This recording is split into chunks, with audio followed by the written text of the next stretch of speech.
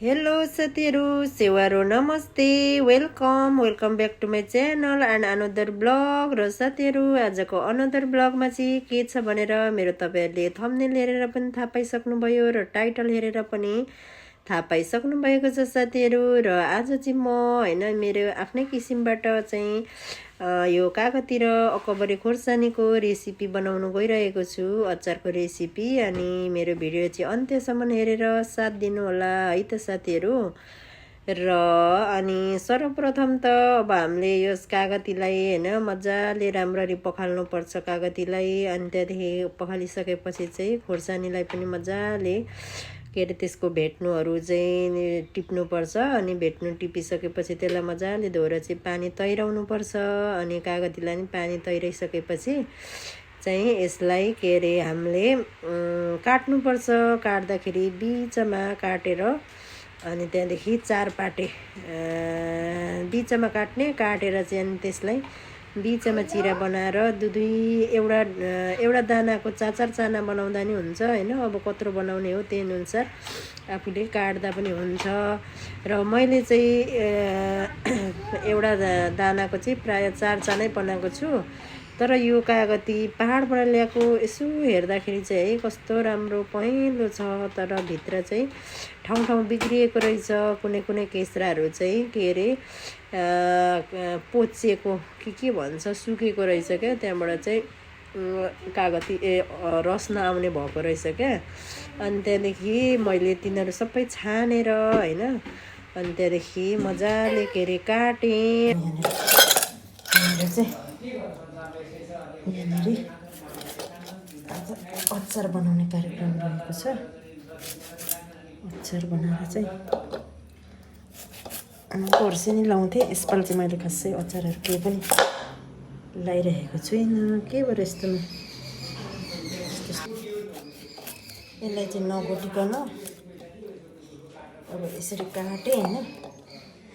यो काटेर चाहिँ कसरी पकाउँछु कसरी गर्छु म अचार बनाउँछु भनेर चाहिँ तपाईहरुले मेरो भिडियो हेर्दै जानुपर्ने हुन्छ है त साथीहरु। मैले काटी पनि सक्नु आँटेँ।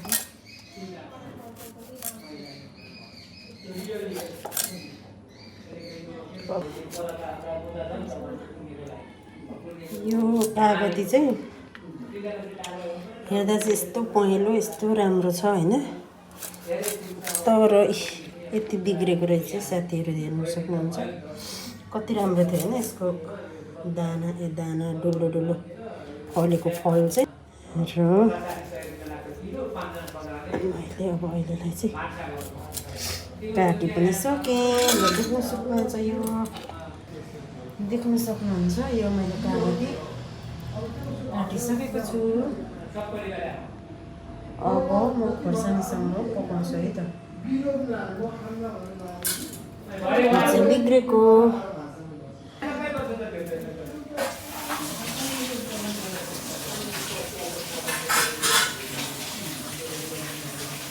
साथीहरु खुर्सानी चाहिँ अघि नै मैले रेडी गरिसकेको थिएँ हैन। यसको भेट्नुहरू चुडाएर चाहिँ पानीमा पखालेर मजाले यसको पानी पनि तैरिसकेको छ। र मैले तेललाई चाहिँ मेथी झानीवरी हैन मेथीलाई फुराएर यसलाई चाहिँ सेलाएर राखेको छु। अब म यो कागती हाल्छु। अनि कागती हालेपछि चाहिँ अनि फेरि ग्यासलाई बाल्दिन्छु। अनि किन मैले चाहिँ के अरे अघि नै मारेर सेलाएँ भन्दाखेरि चाहिँ यसको तेल चाहिँ बाहिर उछिटिन्छ नि त। त्यही भएर चाहिँ मैले यसलाई सेलाएको हुँ। र अब त्यहाँदेखि ग्यासलाई बालिदिने। बालिसकेपछि एकछिन पछाडि यसरी रस निस्किन्छ साथीहरु। यो रस चाहिँ हामीले मजाले सुकाउनु पर्छ। र हामीले चाहिँ यसलाई यो कागतीलाई छोप्नु पनि हुँदैन। किनकि छोप्यौँ भने चाहिँ त्यो कागती फ्यात्तै पाक्छ हैन। फ्यात्तै पाक्यो भने अचार राम्रो हुँदैन। त्यही भएर चाहिँ यसलाई नछोपिकन हामीले बेला चलाउँदै पकाउनु पर्छ साथीहरु। र छोप्नु चाहिँ हुँदैन। छोप्यो भने त्यसको बाफले पनि हैन पानी छिटो नसुक्ने हुन्छ। त्यही भएर चाहिँ हामीले नछोपी पकाउने र हेर्नुहोस् साथीहरू मेरो पानी पनि अहिले सुकिसकेको छ यो कागतीमा र अब यसमा मैले नुन चाहिँ अघि लगाइसकेको छु। नुनले चाहिँ पानीलाई चाहिँ छिटो सुक्न मद्दत गर्छ हैन। अनि अब यसमा अहिले बेसार एड गरेँ। अब बेसार चाहिँ प्राय सबै अचारहरूमा कलर राम्रो दिन्छ हैन। यो चाहिँ स्वास्थ्यको लागि पनि राम्रो हो। त्यही भएर अब बेसार पनि हालिसकेको छु। हालिसकेर अब यसलाई मजाले चलाउनु पर्छ। मजाले चलाएर फिटिसकेपछि अब यसमा चाहिँ हामीले खोर्सानी लाउनु पर्छ। अनि खोर्सानी लगाइसकेपछि अब यो खोर्सानीलाई पनि हामीले मजाले पाक्न दिनुपर्छ। अनि अब यसलाई चाहिँ मजाले चलाउने। मजाले चलाइसकेपछि चाहिँ ग्यासलाई चाहिँ सानो बनाइदिने है त साथीहरू, किनकि अब ठुलो बनायो भने डढ्छ। पानी पनि सुकिसकेको छ हैन। त्यही भएर ग्यासलाई चाहिँ सानो बनाइदिनु होला। अनि यसलाई पनि फेरि अब छोप्नु हुँदैन है त साथीहरू, छोप्नु हुँदैन। नछोपिकन त्यतिकै सानो ग्यास बनाएर हामीले यतिकै छोडिदिनुपर्छ है त साथीहरू। र यसलाई चाहिँ नछोपिकन यतिकै बेला बेला चलाउने हैन। अनि त्यहाँदेखि अब एकछिन पछाडि चाहिँ अब यहाँ देख्नुहुन्छ साथीहरू, एकछिन पछाडि मेरो चाहिँ यो खोर्सानीहरू पनि पोलिसकेको छ। र अहिले चाहिँ मैले मसलाहरू पनि हालेँ। यो मसला चाहिँ के को भन्नुहुन्छ भने यो चाहिँ धनिया र जिराको मसला हो। र यसमा तेजपत्ता पनि रहेको छ। अनि के अरे जिरा, धनिया अनि तेजपत्ताको धुलोलाई चाहिँ मैले हालेर यसलाई मजाले चलाउनुपर्छ। चलाइसकेपछि अब यसलाई पनि सानो अहिले चाहिँ लोमै छ के अरे ग्यास लोमै राखेर चाहिँ मजाले चलाएर चाहिँ यतिकै के अरे बेला बेला चलाउँदै राख्नुपर्छ है त साथीहरू। ठुलो बनायो भने डढ्छ, ठुलो चाहिँ बनाउनु हुँदैन। र अब मेरो अचार चाहिँ पाक्न लागिसकेको छ साथीहरू। र अब अलिकति लास्ट स्टेज बाँकी छ। र अब अहिले चाहिँ मेरो अचार हेर्नु सक्नुहुन्छ तपाईँहरूले, पाकिसकेको छ। र यसमा अब मैले के लाएँ भन्दाखेरि यो चाहिँ के अरे तोरीको धुलो हो। अब गाउँमा भए चाहिँ रायोको धुलोहरू लाइन्थ्यो हैन।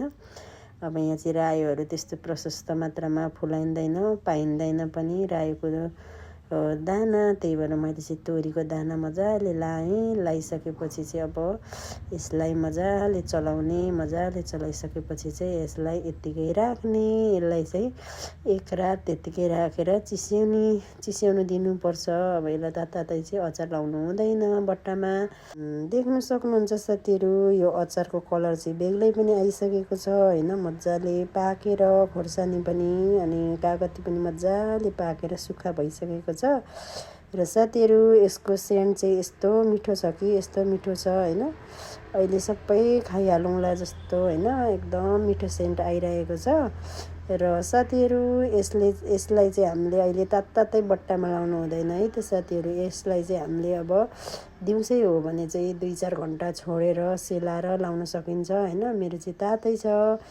म चाहिँ अब आज एक रात छोड्छु अनि त्यहाँदेखि भोलिपल्ट बिहान मात्रै म बट्टामा लाउँछु। अनि यसलाई चाहिँ तातै लाउनु हुँदैन है त साथीहरू। र अनि तपाईँहरू पनि यो मेरो तरिकाबाट हैन अचार बनाएर खान सक्नुहुन्छ। कसले यस्तो अचार बनाएर खानुभएको छ कमेन्ट गर्नु होला साथीहरू है त। अनि म चाहिँ एक रात राखेँ साथीहरू मैले। अनि अब भोलिपल्ट बिहान चाहिँ मैले यसलाई राम्ररी फेरि चलाएँ। एकचोटि चलाइसकेपछि चाहिँ अनि एकदम मगमग बास्ना आइरहेको थियो। र अनि मैले यसलाई बट्टामा लाएँ। बट्टा चाहिँ मैले जम्मी 3वटा रेडी गरेको थिएँ। तर अब कतिवटामा 2टामा चाहिँ अड्छ जस्तो लाग्यो। अनि मैले चाहिँ एउटा अलिक सानो बट्टा अनि त्यहाँदेखि अनि अर्को चाहिँ अलिक ठुलो बट्टा गरेर आधी केजी जाने होला एउटा आधी केजीमा अलिक थोरै जाने 2टा बट्टामा लगाएँ। 2टा बट्टा मजाले भरियो पनि। अनि यो अचार चाहिँ अब हामीले हैन त्यति लामो 1 वर्षसम्म नै कुर्नु पर्दैन। 5-6 महिनामा मजाले खानु मिल्छ। र अहिले नै पनि मिल्नु त रै पनि अब अलिकति गलाएर खायो भने चाहिँ अझै मिठो हुन्छ। र यो चाहिँ हामीले 5-6 महिना पछाडि खायो भने चाहिँ एकदम मिठो हुन्छ है त साथीहरू। र यो तरिकाबाट तपाईहरु पनि बनाएर खानुहोस्, एकदम मिठो हुन्छ। अनि भन्दै अहिलेसम्म मेरो भिडियो हेरिदिनु भएकोमा यहाँहरु सम्पूर्ण साथीहरुलाई धेरै धेरै धन्यवाद। र फेरि पनि अर्को नयाँ भिडियो लिएर चाँडै नै उपस्थिति हुनेछु। त्यतिन्जेलसम्मको लागि यहाँहरु सम्पूर्णलाई धेरै धेरै धन्यवाद। सी यू, बाइ बाइ साथीहरु।